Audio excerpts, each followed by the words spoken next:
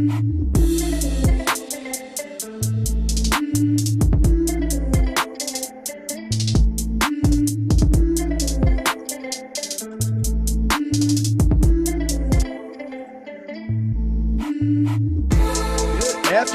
Awesemo baseball fans. It is a gray, rainy, ugly, cold kind of May day here on the East Coast. A lot of games gotten rained out already throughout the day of baseball. We lost one off of this slate, but we're here to take you through the remaining contests on the board. We've got an interesting slate of baseball lined up. I think it should be a good one. My name's Terry McBride. I'm here with my pal Gundacker. We're going to take you through the entire slate. Gun, what are we seeing off the top here? We lost that Royals-Orioles game. Kind of a who cares from the pitching side of things to me, but maybe you lose a little bit with the lineups. But any overarching thoughts on just kind of the nature of the slate, the makeup of the slate before we dig in and get started here? Just kind of a lazy Saturday, couple second half of double headers. Keep an eye on what, who's using the first half for bullpen. Some sites have a game, some sites don't. I think we have a lot of above average pitching and not the best matchups that, so I have one of the most distributed pitching pools that I've probably ran out all year, because there's a lot of guys I could see do well, or they could also struggle, or they get beat up. So I don't think I've ever been so spread out on pitching on the season. And so I'm kind of excited to see how that turns out. Yeah, I'm glad you're seeing that similarly to me. When I was writing my article earlier in the day, and it looks like it's coming through in lineups, that's kind of exactly how I was seeing it. You've got an ace caliber guy in Burns, but he's going up against that killer Atlanta lineup that does have a ton of strikeouts in it. So if the power comes through, that goes against him. If he could easily find 10, 12 strikeouts in that lineup too. I have no idea which way that one's going to go. And you've got a lot of guys in interesting matchups. Some of those guys going head to head on this slate. You've got, like you mentioned, the Cubs and Dodgers game is on the DraftKings slate as the second game of a doubleheader, but not on the FanDuel slate.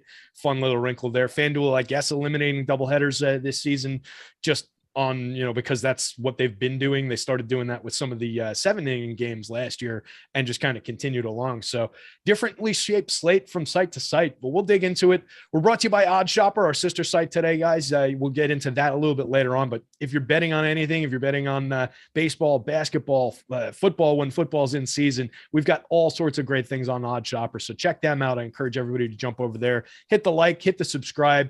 We've got free stuff up on the site as usual. Currently for today, free MLB ownership projections, NBA player projections, NHL ownership projections, NHL playoffs in full gear too, and UFC pro plays are free on the site tonight. So if you're going into MMA, that's definitely something you want to check out and see who all the guys are favoring here. So check out the free tools on the site, hit the like button, hit the subscribe so you know when we go live. Gun, without further ado, let's get into this messy slate. Coming off the top, like we said, we lost the Royals and the Orioles game. So we're going to get started with the We're going to get started with the St. Louis at San Francisco game. San Francisco favored. It's a fairly tight line with a 7-run total on this one. We've got Steven Matz going on the hill for the Cards going up against Logan Webb. What do you see in terms of the pitching matchup here? I think it's an interesting one and a potential inflection point for the slate, depending on how these guys do. Yeah, I mean, this is right off the theme of the day. Two pitchers that you could see do well, two pitchers you could see struggle based on the matchup. Steven Matz, historically, somebody I like to pick on, but this year the underlying metrics are on his side: a 2.95 Sierra, 2.57 xFIP.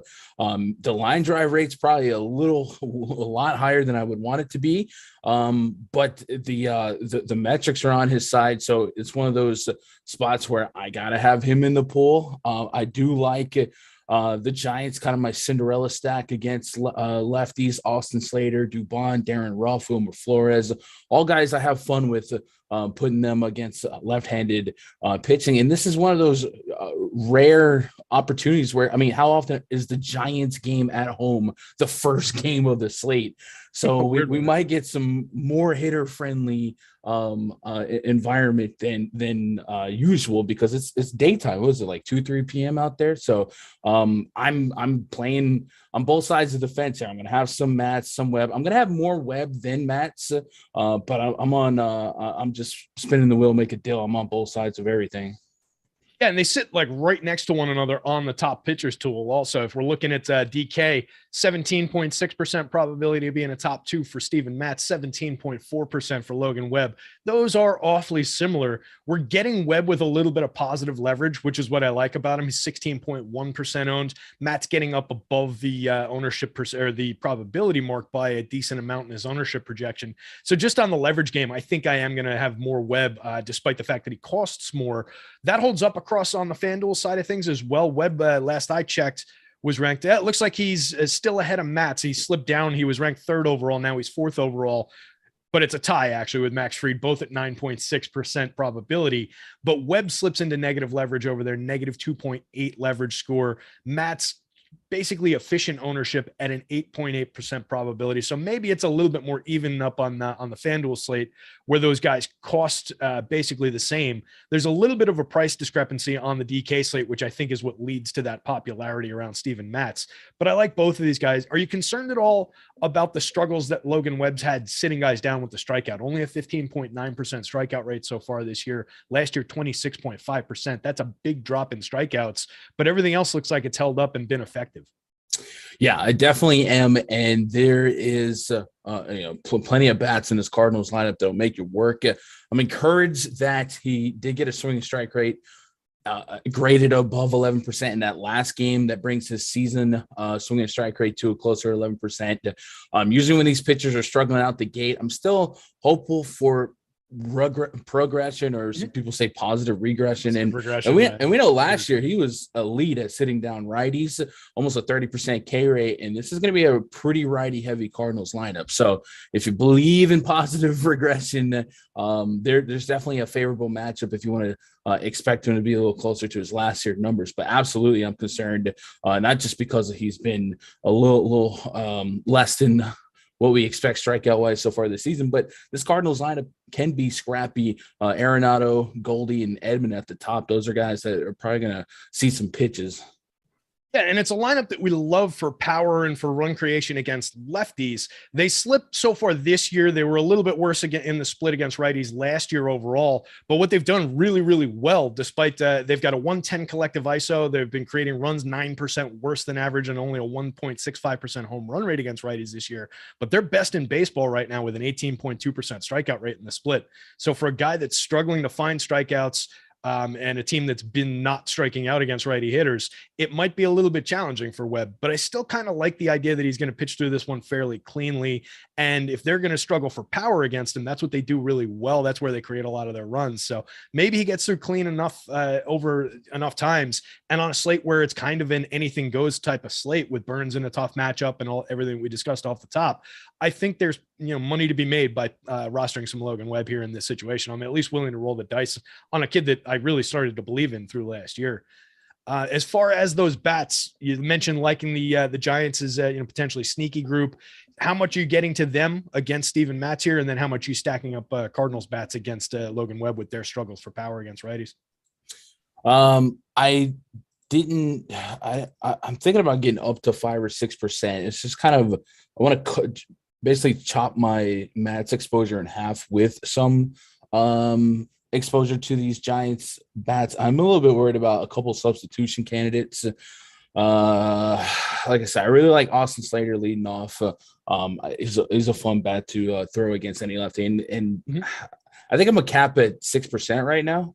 And I'm gonna pull up the top stack tool, see if that's linear with what we got over there. We got them. So to put that in perspective for people, when you say you're gonna cap the stack at 6%, where would your highest and lowest stacks be on the slate like today, just so people can gauge where you're? Okay. Well, on DraftKings, my highest stack is 18% on Dodgers, and then I got a couple stacks at 15%.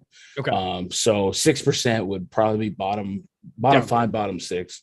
Okay. All right. Makes sense. And then what about the card side of things here? Any of those bats appealing to you? The top 5 I like, and then I can always get to some Carlson and Bader to fill out a lineup where I need them. But I really like Yepez in the 5 hole, and then those top 4 are just elite in most situations. So are you getting any card stacks at very low ownership here? Yeah, I actually had them at 5%, and I like to do my stack ownerships before I look at the top stack tool, just kind of see if my gut was right. And hey, the top stack tool has him almost about a 5% chance of being a top stack and just a 2% ownership. So I get a little bit of leverage. So I'll probably stick with that 5%. Yeah, I like that. And that's, you mentioned the leverage. That's something, they're on that list of teams for me, even against a righty where they struggle for power, like I pointed out. They're on that list of teams for me when they're coming in under-owned and positively leveraged. I'm always going to grab extra shares of St. Louis, particularly on that top end around the Arenado, Goldschmidt, Edman, and Tyler O'Neill combo. And like I said, Juan Yepez and Dylan Carlson and Harrison Bader definitely no slouches. It falls off with Molina and Paul DeJong at the back end of it. A couple of veterans just, holding on to their jobs. But I think 1 through 7, that lineup plays pretty well. So I'll definitely look to be over the field there also. Anything else about this game? Any specific hitters you want to call out? Brendan Belt returned to the lineup for the Giants, by the way, came off the COVID list. Yeah. You're right. Lefty. How you doing? Right in the middle of things, and he's the guy that'll see some pitches here. So I'm just worried about a couple of substitution options. What do you think in there, just so people can look out for those pitfalls as they're building lineups? I mean, the main move that I look for is Slater to Jock Peterson. Makes sense. Yeah. Would that cut into your interest in Slater at all, or are you just kind of rolling the dice with it and just hoping that it doesn't happen? I think I just have to let it happen. He's going to profile well in every projection model that I used to get to him. Maybe he's not in every single Giant stack here, but certainly it would be something to think about. But I'm playing him for my favorite matchup is him in his splits against lefties, man. 230 plus ISO in the last couple of years. So hoping for that leadoff power. Yeah, it's a great spot for him. I think he was my home run call from this team in my team by team picks. So I really like that spot as well. And the good news is he's only 2,900. So you really only need 3 plate appearances at that price anyway. You'd want the 5, you'd want the 6, but if you're only getting 3 for cost for ownership, I guess it's okay. You just want him to hit that home run in one of those 3 plate appearances before he gets subbed out. All right, so let's take a move down the board here. We can go to the next game. I think we covered this one pretty well. Next up, we've got Milwaukee at Atlanta. Hinted at this one being kind of an important inflection spot for the slate as well.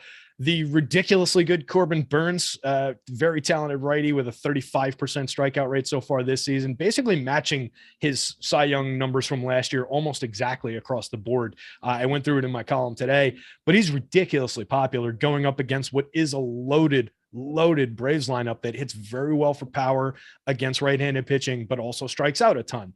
What are we doing with Corbin Burns? What are you doing with him relative to where the field is on both sites? And then we can get into Max Fried on the other side of that after that. So that my starting number with him was around 50% on DK. And it looks like if I stuck with that number, I'd get a little bit of over the field on that, but not necessarily going to get the leverage I want.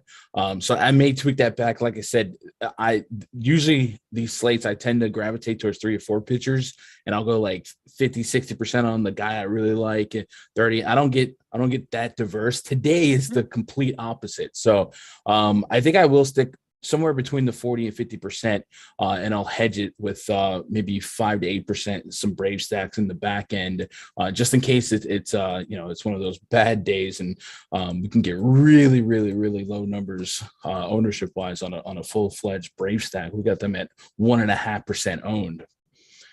Yeah, I mean, you're talking about. Yeah, it's a spectacular lineup. I mentioned, like I said off the top, they do have good power marks against righties, if I'm remembering correctly. Yeah, they're sitting 4th in baseball with a 180 ISO, and they have a 3.60 home run rate so far. That's 2nd in baseball. It's weird to say that those numbers are top 5 numbers in general, just with the way that those metrics work. But that's how power's been this year. So they've been one of the better teams for power. But those strikeouts are definitely concerning for that stack. They've created runs 8% better than average too. So they're a good offense. He's got a chance to strike out a lot of them. Are you thinking maybe? He's up to he jumped from an excellent 30.5% hard hit rate last year with a 3.1% barrel in there to a 42% hard hit so far this season, 7.2% barrel. There's a lot of small sample happenstance baked into that those numbers right now. But are you thinking you just maybe he's giving up a little bit more hard contact? Maybe I can exploit that here, or is it just kind of taking out insurance and taking a little bit of a hedge against such large ownership numbers? Yeah, I'm a bank on a little rough start here, and there was a lot of numbers maybe from that first game against the Cubs, which we know now is kind of an outlier that might inflate some spots. But yeah, I think at best or at worst, I think I'll just try and match the field. So I might come down 10%. And the thing with stacking against Burns and really the Brewers is like their bullpen's pretty good. So it's not necessarily like if they do knock around Burns and tap into the bullpen, it's not like we're gonna get instant quality at bats with a below average bullpen. That's not the case here. So I still taper my expectations on the matchup overall. But yeah, there are some things with Corbin Burns batted ball data that I'm keeping an eye on. But the most important number here is his K percentage, and his stuff is probably the best on the slate. And there are strikeouts in this confirmed Braves lineup. So I just got to play the numbers. Yeah, I agree with that. And I think, it's difficult to say that I would be at the field's 50% mark, but I certainly want to be around it. I mean, I think it's a justifiable piece of chalk based on the amount of strikeouts that are in there. If there's a team in baseball that can get to him, this team is definitely on the list. But I think there are so many strikeouts here that you can't just forego the position, and he's just too good. What about Max Fried on the other side of this one, going up against the Brewers? Fried, 23.1% strikeouts, minuscule walk rate, very good with the xFIP and the WHIP so far this season. Taking on a pesky Brewers lineup, are you getting any Max Fried here at kind of a fair price, fair ownership? Yeah, it feels similar to like Steven Matt's play, where the advanced metrics on his side, 2.6 Sierra, 2.6 xFIP. The swing and miss stuff is okay. It's not elite, but it's not bad. And this Brewers lineup kind of takes a step backwards, losing Andrew McCutchen to the Rona and throw their lineup, despite having some power bats like Hunter Renfroe, Rowdy Tellez is coming to his own. But maybe Yelich and Tellez, you can get around with the lefty matchup, and Fried has been, very, very good at keeping lefties on the ground. You take out Andrew McCutchen, the matchup gets better for him. So right now, Fried was actually ending up being one of my top 3 owned pitchers, and I think there's really no reason for that to go backwards. It might go forward. Yeah, he was coming up a good amount for me. He rates out fairly well on the top pitchers tool. What I do get a little concerned about is the -12 leverage score that we're pulling in for him now on DK. 18.8% probability of being a top 2, pulling nearly 30% ownership now. That gets a little tight on a board where we're both thinking, we do want to spread out to some of these quality options. Some of the other guys, like a Pablo Lopez, to me is extremely appealing with a massive positive leverage score in his matchup. You're paying up to get there by $1,100, but I think that might be worth figuring out if you can find that pivot, if you can find the cash without sacrificing bats too much. But I do agree. I think it's a good spot for Max Fried. I think taking Kutch, one of the better lefty-righty guys, out of this lineup is definitely a boon in his favor. I do like the lineup with the way it's aligned. Luis Urias, Willy Adames up top with Christian Yelich, Hunter Renfroe behind him. But you lose a little bit around Tyrone Taylor. You've got Rowdy there, and then Lorenzo Cain, Victor Caratini, Colton Wong, not really frightening anybody, maybe not holding up their end of the bargain on the back end. So I do think it's a good opportunity for Fried to maybe limit these guys. So in between the two stacks, which would you be getting to more for the bats, since you're going to be rostering a good amount of both of these pitchers? Oh, man, I know the Brewers, shocked the world with putting touchdowns on the Reds, but it was the Reds. I think this Braves lineup just has more upside, and you don't have to give up almost any equity to be over the field here. This is just a lot of powerful swings here. So I'd probably be on the Braves side, just for upside. I think the Brewers would be a little bit more likely to hit for average here, but that's not what we in here going after.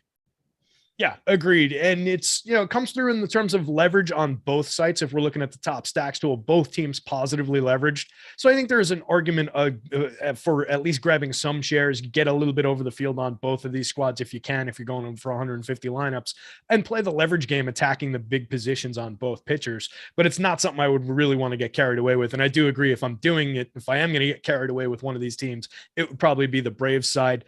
Back end of that lineup, I mean, everybody from top to bottom except for Ronnie Acuna is owned at 1% on both sites. Ronnie somehow pulling in 10.5% ownership on FanDuel. 3.4% seems more reasonable on DK in this matchup, but I think they're all worth getting to. And you've got sneaky bats like Travis Demeritte toward the back end, Dansby Swanson toward the back end. Even Adam Duvall is not really pulling much ownership and doesn't cost anything with all his power. So I like the Braves side of this one a little bit better.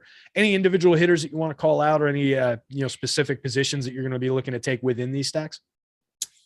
I mean, obviously, Acuna is the apple of my eye here if I'm looking for a great hitter versus great pitching matchup. Doesn't even need to be on his feet to hit you a home run. How about that guy?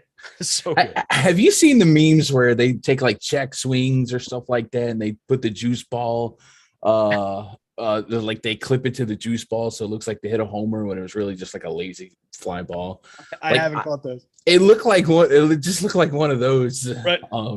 But it was real. He actually was like on. Right. His He actually back. did it. Right. Yeah. Somebody put a thing in Discord where it zoomed in on he's got a like chain with a big piece on it and said like, no wonder he fell down. He was wearing a 30-pound chain. And they show like frame by frame where it swung up and around his neck and like, didn't actually pull him down, but that made the joke. And that was amazing. I mean, yeah, talk about just an incredibly talented kid. Somebody I'm glad is back in the game. So yeah, I would love to have some shares of Acuna. Like I said, he's a little bit popular on the FanDuel slate for this matchup, but I think he's always worth getting to. Any love for like Olsen, Riley, Ozuna? I assume that's where you're going if you're rostering this team. Ozzy Albies kind of cheap. Yeah, absolutely. All those guys. We're seeing a little bit of life in Swanson. Swanson is like, when he's good, he's great. When he's bad, he's horrendous. So maybe you get into no man's land down there and get a little bit lucky. But for the most part, the bulk of my interest is going to be about that 1 through 5. Yeah, I like that. And if you're going completely haywire with Brave stacks, like I mentioned, Travis Demeritte in the 8 spot there, 2,000, former first-round pick guy who's flashed a lot of power and some speed throughout the minors, but kind of in a prove-it spot here. He's bounced around a little bit at the major league level. Let's jump over to the game that's only on the DK slate with the not that one, with the Dodgers in Chicago. Second game of a doubleheader. Los Angeles. We've got both confirmed lineups in. Los Angeles with Tyler Anderson on the hill. Cubbies answering with Daniel Norris, both lefties.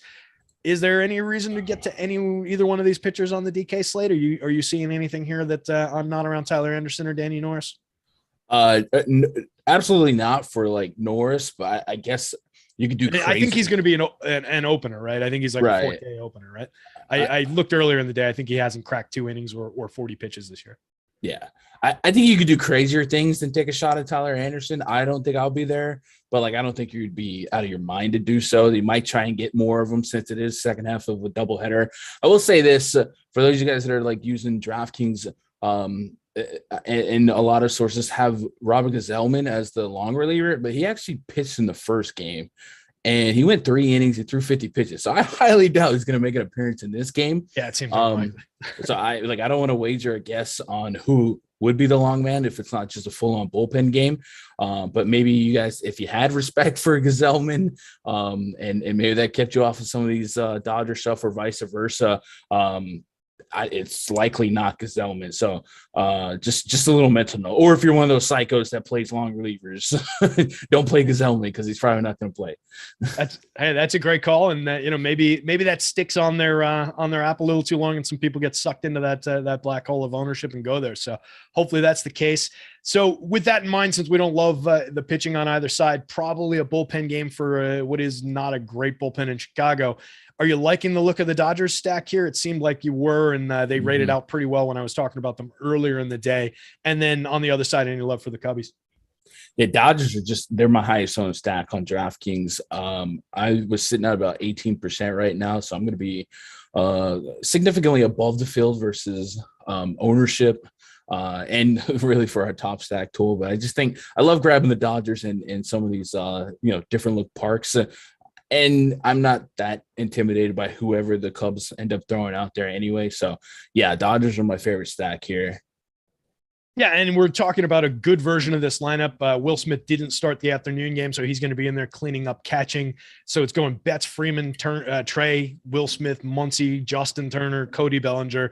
It's basically the premium version of this lineup, 1 through 8 with Chris Taylor in the 8 spot and then Hanser Alberto in there instead of Gavin Lux. Mm-hmm. So fire away with Dodgers shares. They're all owned except for Trey Turner, under 10% on DK.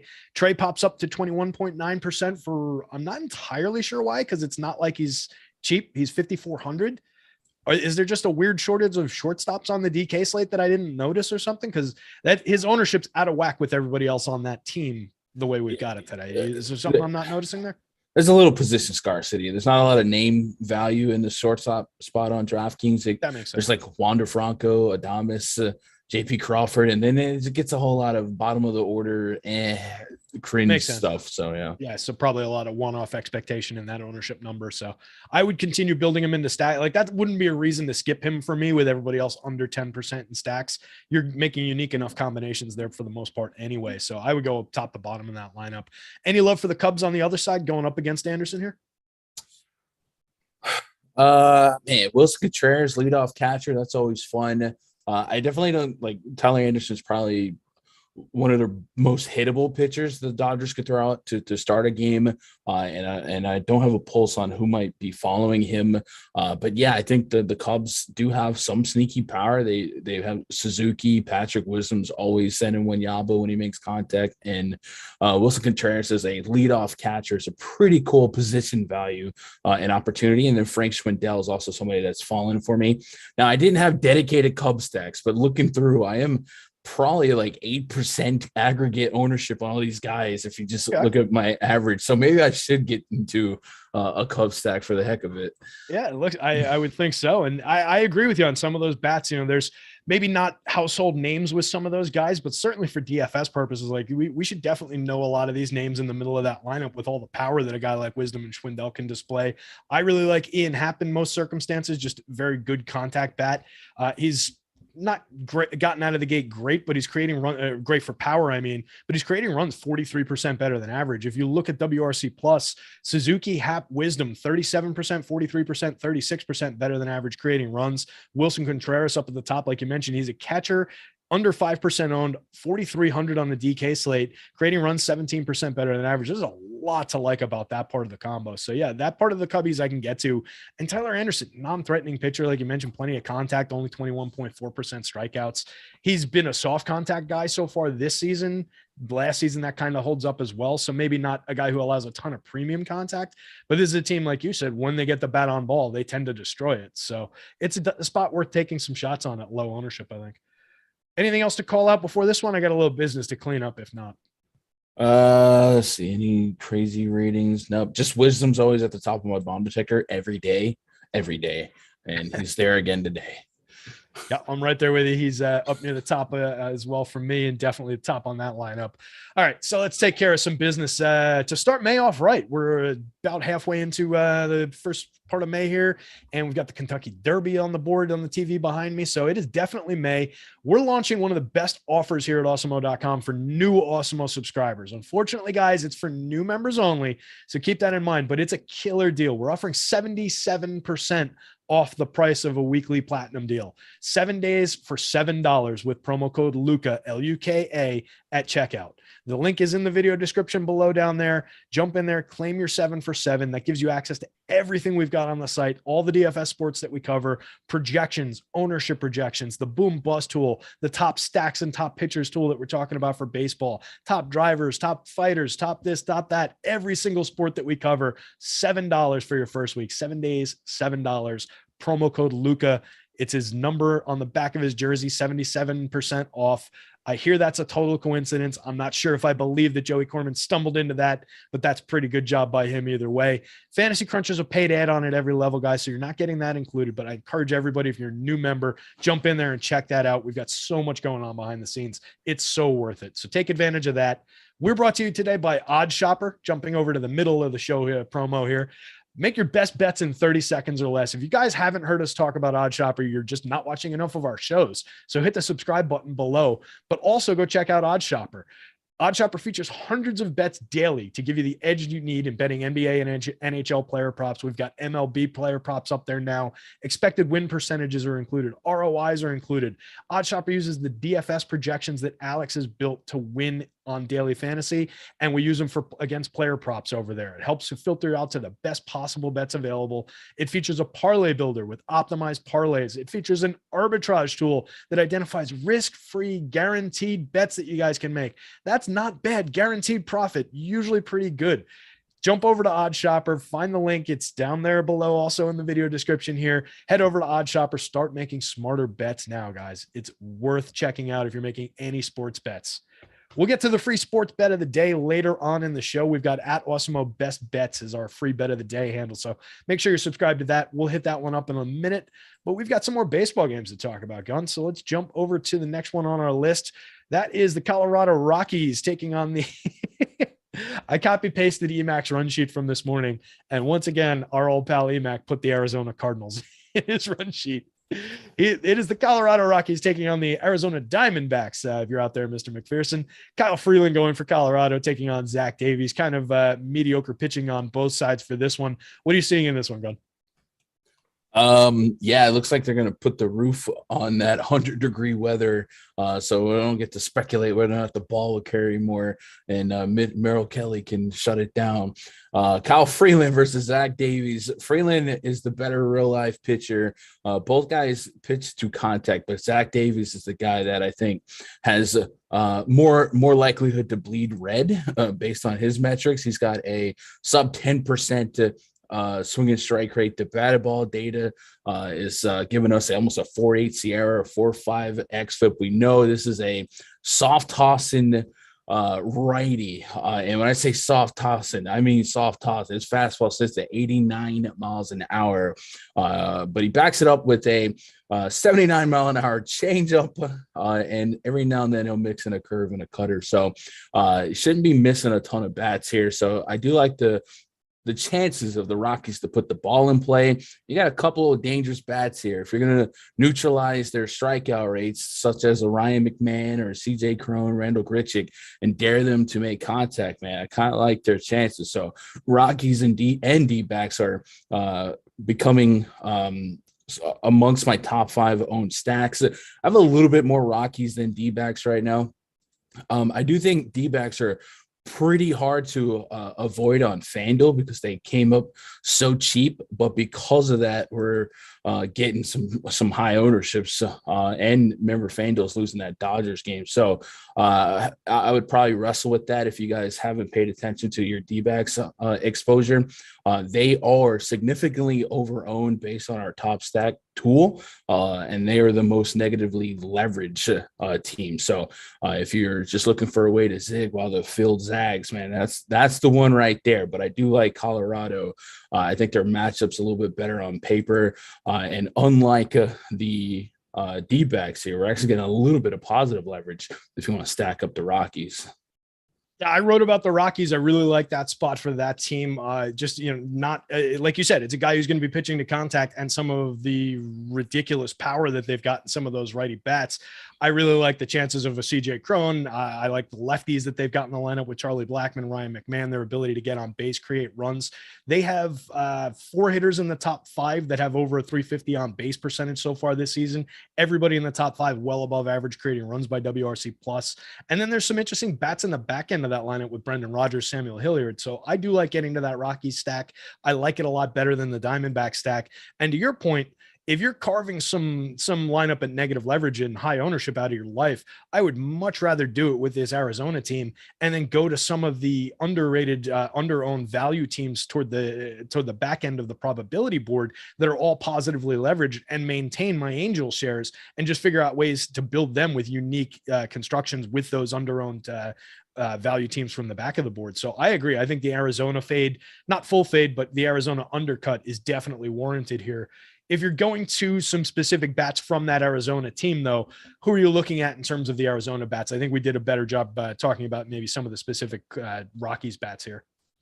Yeah, it's probably going to be guys like Luplow and Ketel Marte. Luplow definitely draws a lot of power grades in my model. When you put him against a lefty, then you can handcuff him to Marte. And Christian Walker is starting to emerge this season a little bit more to where we kind of expect him to be. Had a disappointing last season. So Luplow and Marte would be the 2 that I have to have if I want to get to some D-back stacks.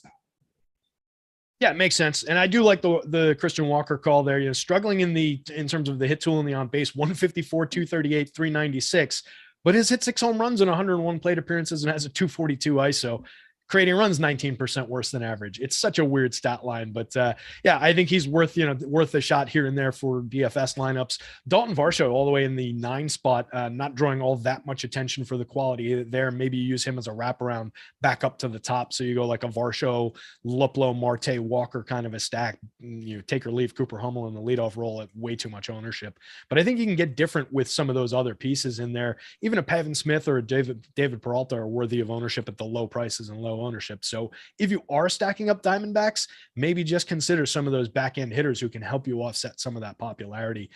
Josh Rojas on the FanDuel slate, just still at the dead minimum price. DK caught that he came back and raised his price up to 3,500. FanDuel kept them at the minimum multi-position eligible guy. Kind of an interesting bat in that lineup there. So anything else from this game before we hop on over to the next one? I like CJ Crone to take Davies deep. I like that call quite a bit. Contrarian call, I know. Yeah, really going out on a limb there. Yeah, 9 home runs so far this year and a 360 ISO for one of the best home run hitters in baseball. I kind of like that one. Leading my board on both sides of this game as well for home run possibility there. So I like that call. Let's take a look at the Marlins and the Padres here. Got Miami with Pablo Lopez on the hill. Sean Manaea going for the Padres. I kind of like the pitching on both sides of this one. I got to say, Manaea probably pulling about efficient ownership, but Pablo Lopez, super interesting, under-owned on both sides, kind of expensive, but I think definitely worth getting to here. Are you seeing that one similar to me? And then what do you think of Manaea? Yeah, this is top of the show. I talked about how I'm going to have a much thinner ownership distribution. I'm going to say a more spread out ownership distribution for pitchers, and these are absolutely two of them. I have no idea what the final number is going to be on Lopez and Manaea, but they are in the pool right now. And I'm with John Lopez, man. This guy is a stud. So if we can get him as one of the low-owned wedges of this slate, I'm in it. 15% swinging strike rate on the season, 64% first pitch strike. So, more often than not, he's ahead of the count, and his Sierra xFIP absolutely on his side. He only had really one blemish when it came to the predictive analytics. So, yeah, if this guy's going to fall through the cracks, I definitely want to use that as a potential piece to be different than the field. We have him as a almost 20% chance to being a top 2 pitcher on DraftKings at 7.5 ownership. I mean, that's incredible opportunity for leverage, and leverage means everything on these condensed slates. So, I think I might end up getting to Lopez, maybe as my second highest owned pitcher when it's all said and done. Yeah, I think I'm going to be right there with you on the FanDuel side of things. I would have to go to him as my number 2 with all the positive leverage you're getting there. And Corbin Burns, to be quite honest, I get a little bit higher projection on Pablo Lopez just because of how the Braves and their power and everything is impacting my innings potential count on Burns. I have a little innings modifier based on the opposing offense. That's cutting into Burns a little bit where Lopez doesn't have that problem. They project out more evenly than you would expect on name recognition. So with nobody going to Lopez, I'm happy to get there. And it's a guy who's the numbers are proven out over time. 28.3% strikeout rate this year in 28 innings, 27.5% over 102 2/3 last year. I think he just suffers from name recognition issues because he, tends to miss games during the season. Only made 20 starts last year, 102 2/3. So DFS owners are just not used to paying these prices necessarily for him, but he's well worth it. Going up against the Padres team that this season 131 collective ISO against righties and a 1.57% home run rate against righties, really non-threatening, only a 21% strikeout rate, but I don't think that's going to really be a problem for him. He's a good strikeout pitcher. So I really like that spot. What about Manaea on the other side going up against this Marlins lineup? Yeah, so I don't have a decision yet because we don't have a Marlins lineup yet, and I do think there's a couple of ways the Marlins could put out a lineup to where I'm less than enthusiastic to load up on Manaea. I think no matter what, I'll have exposure to him.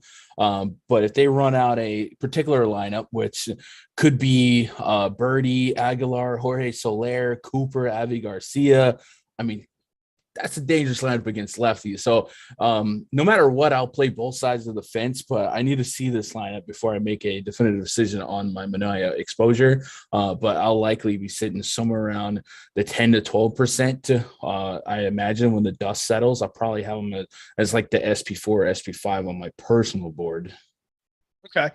So taking a look at where we've got him on the DK board, currently sitting second overall in our probability of success. It's a tight list. He's at 19.6. And then you've got Fried, Lopez, both over 19% as well, into Matt's at 17 and change. I mean, it's a very, very tight board. So when I say he's second, that's kind of relative. Negative 6.9 leverage. Are you just more inclined to play the leverage on some of these other guys? Or do you think kind of on talent and on matchup that knocks him down a few pegs when you say that about your personal pitching board? Yeah, when I meant my board, it's meant my exposures to them. Okay. And if the Marlins throw out a who's that lineup, then I'll adjust here. But I I kind of like some of these names against a lefty who's been inducing more contact lately, and that's kind of alarming. Because guys like Jesus Aguilar, Soler, if you're gonna make more contact with them, they're gonna make you pay. So ultimately, I will have both sides, but Manaea is slipping to like my fourth or fifth option right now in terms of ownership. But we'll wait for the lineup. I think that does make sense because, just relative to where the field is getting to him, I think I want to be below. I do think he's a good pitcher, 24.8% strikeout rate this year. That's down a little bit from 25.7 last year, but it's negligible in 30 innings. The walks are up significantly, 9.1 versus 5.4. Swinging strikes are down. Strikes overall are down. And the contact, like you said, is somewhat concerning with this guy. He's a guy who does tend to get hit fairly hard when he gets hit. 41.3% hard hit so far this year, 41.2 last year, 8.8% of that barrels this year, 8.0% last year. That's a little bit concerning for a team that, if you get that righty lineup with a good amount of power in it, like you said, maybe gets a little frisky against them. Does that lead you into any Marlin stacks lineup, depending, of course, if you get that version you're looking for, or is that a position you might take up with Marlins bats against the field's ownership on Manaea? Yeah, absolutely. Absolutely. If they do give me that top of the lineup, Aguilar, Soler, Cooper, Avi Garcia, and I don't know what the story is with Bertie. I don't know if he's injured or not, but he showed a little pop the other day. I would be stacking them up, and I don't imagine we have to give up too much to say that we're there. And I actually, I like them. I like them more than the total. Maybe this will come back to bite me, but I absolutely will have interest in the Marlins lineup. Asterisk, of course. Yeah, we'll see how it comes out, but I think it's at the very least playable given those contact metrics and some of those righty bats, like a Jorge Soler. Even if I'm just grabbing maybe some one-offs at 2,900, his probability of hitting a home run decently high. Avi Garcia going against the lefty, I'm always happy to take shares of. So I do agree there's some opportunity there. What about the Padres on the other side? I mentioned the struggles with power in the split. They've been okay for strikeout rate. They've been okay for run creation. I don't really like this team when there's no Fernando Tatis. I've been talking about it all year long, and they've been getting overextended performances from guys like Ha-Seong Kim early in the season with flashing some power. He's a quality guy from the KBO, but has not shown a lot at the major league level, but flashed a little power to carry them early in the season. Jurickson Profar flashed a little power, carried him early in the season. He's currently sitting, come back to earth a little bit at 161, 302, 391. 5 home runs and a 230 ISO, still created runs 8% better than average, but maybe not holding up for the people that picked him up in season-long leagues after the hot start. I don't love this team. Are you getting to any Padres stacks here going up against the pitcher that we both like at low ownership? No, I typically just get to Machado as of late. I will say if we are going to, grit and expect the worst, when you isolate Lopez's results and metrics versus lefties and righties, the xFIP and the elevates towards lefties and the strikeout rates decline. And this is a Padres lineup that's going to have all but 3 guys in the left batter's box. So there is a path to maybe having a worse game than expected. But even with the xFIP being what it is, it's not like it's an xFIP at 4.5. It's still in the mid threes. And even though the K percentage drops to like 20%, it's not like he's giving up a high average. He's just keeping the ball on the ground, and instead of striking you out, he's grounding you out. So I don't think I'm going to get to much Padres here. But if I had to, probably a Jake Cronenworth, maybe a Hosmer here and there. But I think Cronenworth and Machado would be the 2 priorities if I made it a point to get to some Padres. And the rest of the lineup is pretty underwhelming and unremarkable. Yeah, and I just don't know that I'm going to be getting there very much at all in terms of owning them. And even with a lot of lefties there, it's not, Jake Cronenworth, decent stick, struggling out of the gate so far this year, 119 plate appearances, 202, 319, 323, 2 home runs, 121 ISO, below average WRC plus. You get the best hitter in the lineup hitting from the right side of the plate, Manny Machado. Eric Hosmer has been performing I mean, this is the player that people thought Eric Hosmer was going to be. We've been here before with Eric Hosmer and flashes. We know that this is just not who Eric Hosmer is over the long term. 371, 451, 562 is nice from a player like him, but he's going to come crashing back to earth. Profar's already back to earth. Trent Grisham, decent stick from the left side. Matt Beatty is the other lefty in the lineup. I'm not really intimidated by a lot of these lefties. And like you said, Lopez doesn't slip by that much, and the strikeouts are still there. Plenty of opportunity there. So I still really like the Lopez side of that one. So I think that's the firm position I'm going to be taking on this slate. Let me see if I've got a read to do here before we continue. I think I do. Oh, I promised everybody the best bet of the day. It's a team we already talked about, and it's a position that's going against one of the top pitchers on the board. Tonight's best bet is Atlanta minus 105 on the money line from our pal Ben Rasa. You can find the free premium bet of the day posted on our @Awesemo Best Bets handle. That's up there right now. You can follow that handle so you're getting it every single day. Go follow that account, turn on notifications, you'll get the alert when those pop up. Make sure that you're checking out our best bets package as well, our premium betting picks package, our betting picks Discord, and that's posted up on the site where Ben, Alex, Steve Buzzard, all making picks throughout the day, providing our best bets for subscribers. It's a great package. The link for that is also down in the description there. A lot of work for you guys to do down in the description. So while you're heading down there, hit the like button, hit the subscribe button, so you give us a little help. You get all our notifications, and everybody's kept happy and well paid. Let's take a look over at the board here, Gun. We've got another game coming right up. Washington Nationals at the Angels. Angels getting a ton of weight of popularity. I think it's totally justified going up against Josiah Gray for Washington, Michael Lorenzen on the hill for the Angels. Are you getting to shares of either one of these pitchers? And then take us right into this Angel stack, because I think it's going to be a critical point for the slate. Yeah, right now I'm doing without either pitcher. And then, the stacks are just hard to get away from the Angels here. I think we can just match the field and feel like it's a reasonable decision. Top stack percentage, 13%, linear with the ownership percentage. The Nats become a little bit more questionable for me, because I think it's a lot of Soto, a lot of Bell, and the rest of the lineup I'm a little less than excited to get to. Much like the Marlins, I'm waiting on that lineup. Looks like Nelly Cruz may not be a lock to play. But yeah, the Angel side is definitely something that's easy to fall in love with, as it always is. And, if you were there last night, you didn't get what you wanted, like me, we're going to start the slot machine process, and I'm going back in for another chunk of quarters in the bucket. And I'm going to go right back to the Angels. Right now I have 15% of my lineups dedicated Angel stacks, so I'm slightly above. One of your higher owned stacks of the day, then, based on the scale. Tied for two. Top of the show. Yep, makes sense.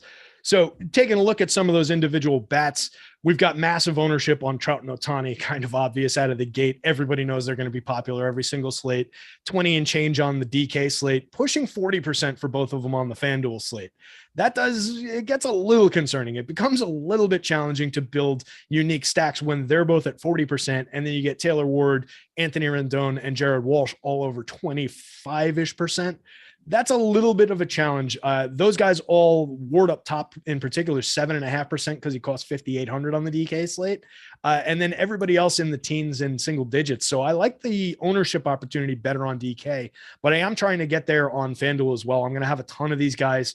And like we said, at the top of the show, it's just kind of about putting together with some of your lower owned opportunities across the board in unique combinations as best you can. So I will have plenty of these guys.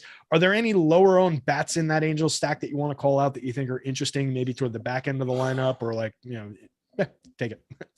Yeah, I mean, it gets rough. I will say, I guess Brandon Marsh down there in the 7th spot, maybe he gets forgotten about. He's one of those big K, but decent power guys, and that's the exact profile that Josiah Gray is. Big strikeout potential, but it allows a lot of power. So if the moons align, I like him, and maybe he just gets lost in the sauce in the Stassi, Fletcher, Velasquez part of the lineup, and he can send one over the left field wall. Yeah, I like the spot there for Marsh. I think he's sneaky, 4.7% owned on DK, still 12.4% on FanDuel, so still popular over there. He's only 2,800 on that slate, but I do think he's a potential offset. Would you play Stassi on FanDuel, where catchers are not required? He costs 2,700, 6% ownership, hitting 6th in that lineup. a guy with a decent amount of power, 319 plate appearances last year, 13 home runs, a 184 ISO, 3 home runs this year in 65 plate appearances, 169 ISO, maybe as a correlation piece just to try and offset some ownership with an unpopular play. Would that be on your board for FanDuel? Yeah, I think that's actually a pretty great way to still get there. In my bomb detector, he's got the magic number 4+. All of his homers this year have been against righties, and his batted ball data matches up pretty well. So, yeah, I think on a site where no one ever plays catchers, yeah, that's an incredible way to get to the chalk stack and still make it make sense. It's not like it's a dart throw. The power metrics are backing it up. Yeah, and it's not like you're going to a Fletcher and Velasquez just because they're low owned. Those guys are just weak hitters. Those are Fletcher's a contact hitter, doesn't strike out a lot, puts the ball in play, doesn't hit for very much power at all. And Andrew Velasquez doesn't even do that. So, I mean, I don't like going to those guys just because they're low owned. So I do think Stassi makes sense there as a potential differentiation piece in the middle of the lineups on both sides.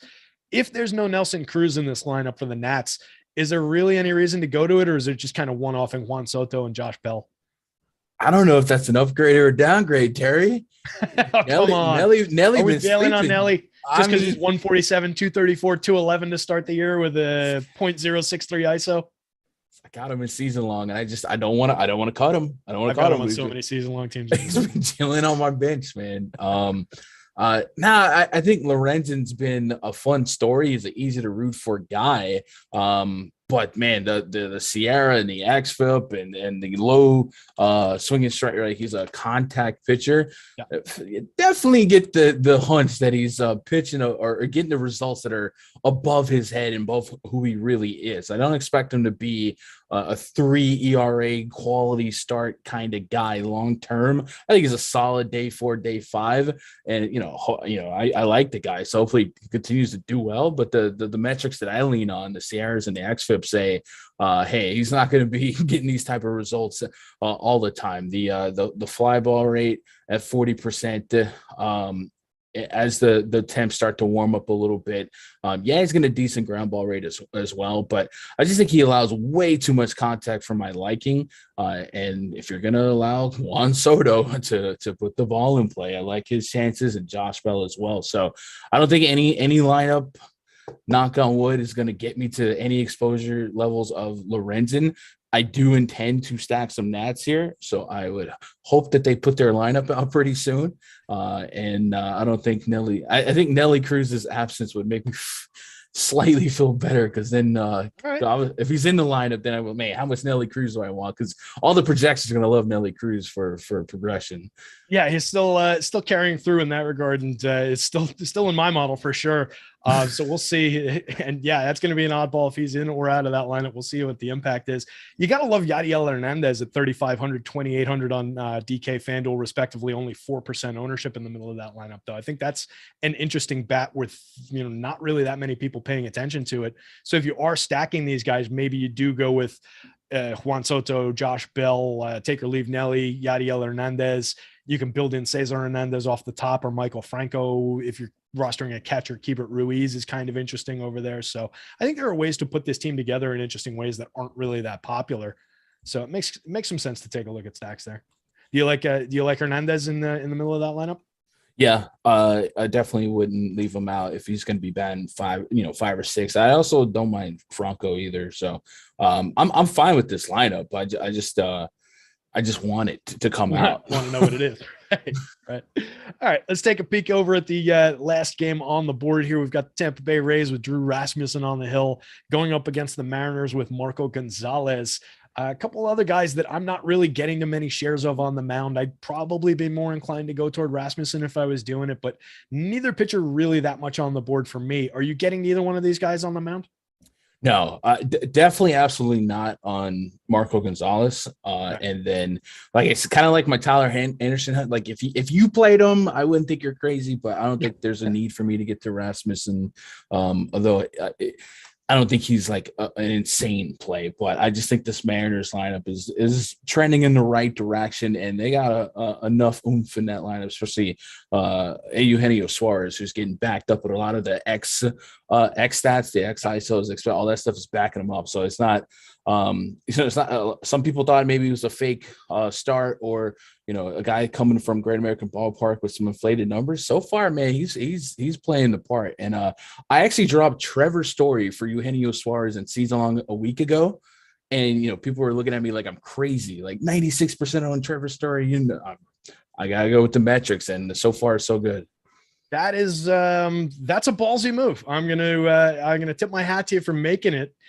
I don't know if I would have pulled that trigger. That I love you, Eugenio Suarez. He's on my dynasty team. I talk about all the time. I'm glad he's giving me something this year. I really like Trevor Story though.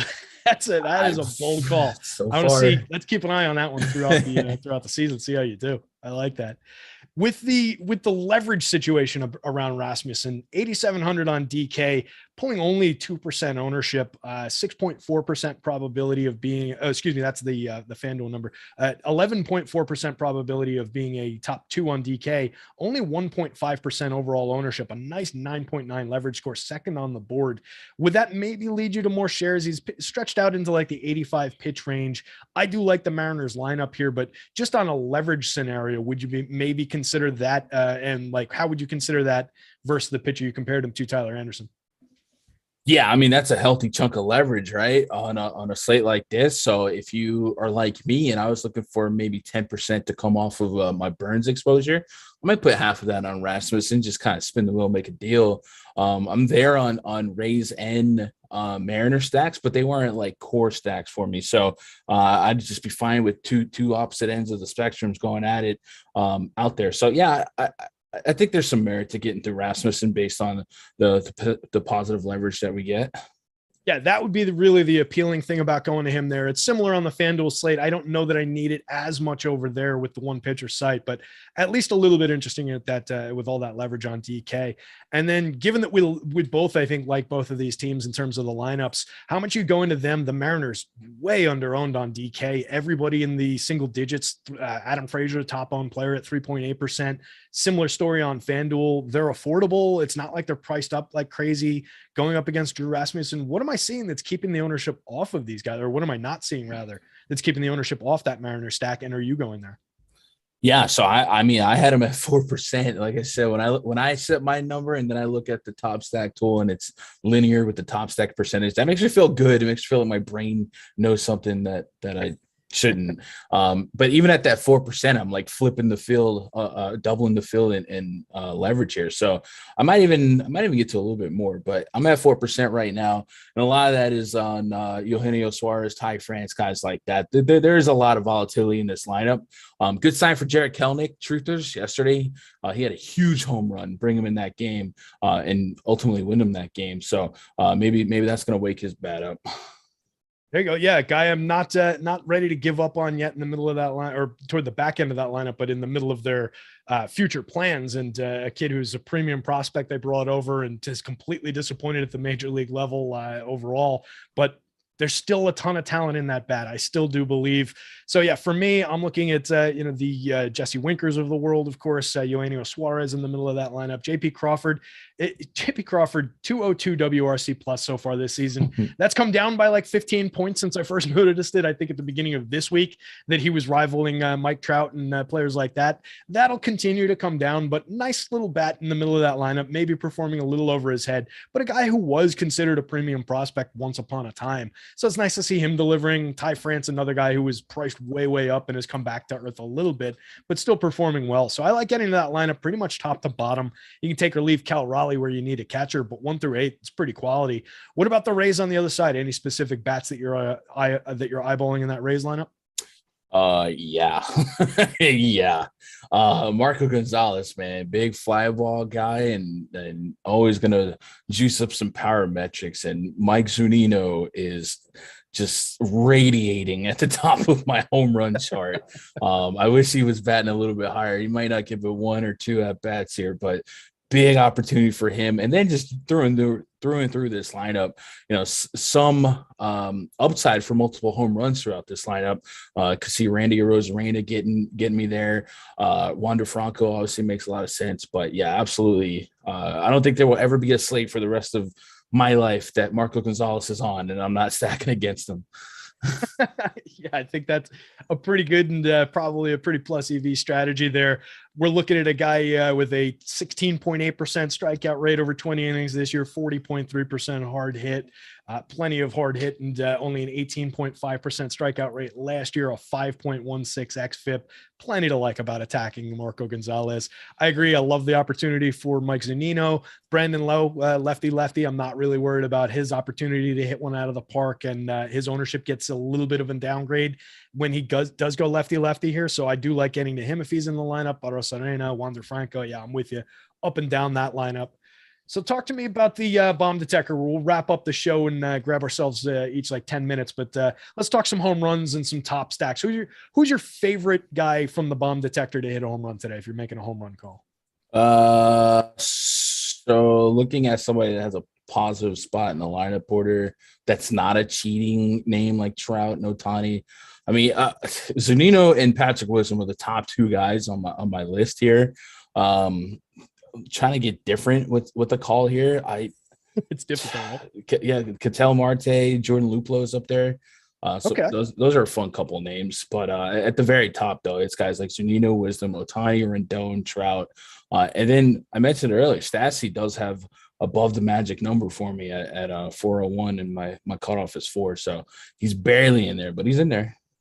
Yeah, he's slightly below my magic numbers 10, and he's in an 8.76 in my model. But overall, that puts him 19th with a handful of players from games. The game that's not happening, the KC guys like Salvi Perez are still on that board. So he probably pops up into like the 15 range. Top of my board's identical to yours with Shohei Ohtani, Mike Trout up there.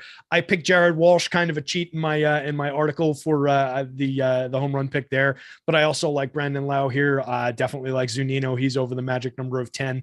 And then I'll throw CJ Cron and Randall Grichuk also over 10 in my model here into the mix, along with all the Angels. That Angels lineup just drawing ridiculous power metrics for me, though. So they're really all over the board over here.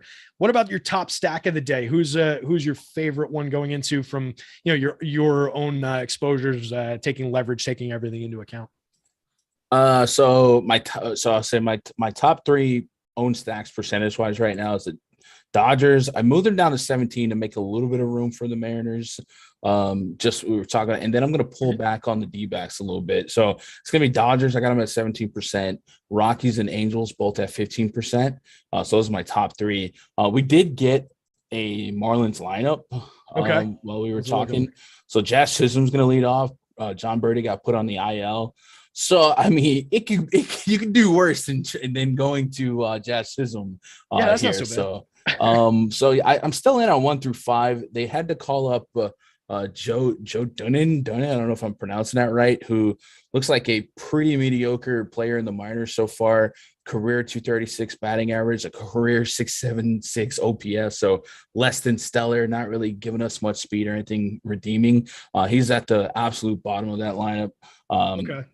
So maybe I leave him out of the lineup site have Jacob Stallings listed twice, so I didn't actually catch that. But yeah, that's somebody just kind of cross off that lineup spot then.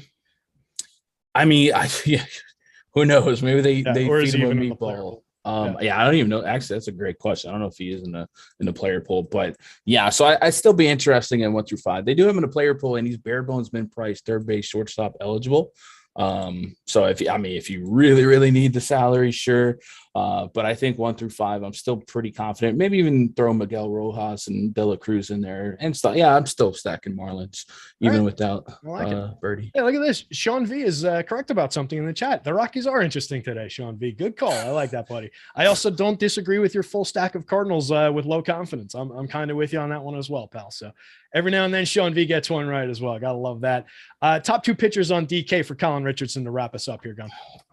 So it's looking like Burns and Pablo Lopez going to be my top 2 owned. Yep, I'm right there with you. That's my my top 2 guys on both sites as well. So, guys, we're going to jump off. We're going to take 10 minutes for ourselves to get our lineups entered and everything. But we appreciate everybody hanging out. Hit the like, hit the subscribe. We've got all kinds of content coming up tomorrow. That would be the NBA strategy show starting at 10 a.m. and MLB live before lock at 12:15, NASCAR live before lock at 1:30, and then NBA live before lock coming at you at 2:30 to 4 o'clock tomorrow. So ton of content. Make sure you're hanging out with us all day tomorrow. We appreciate you guys.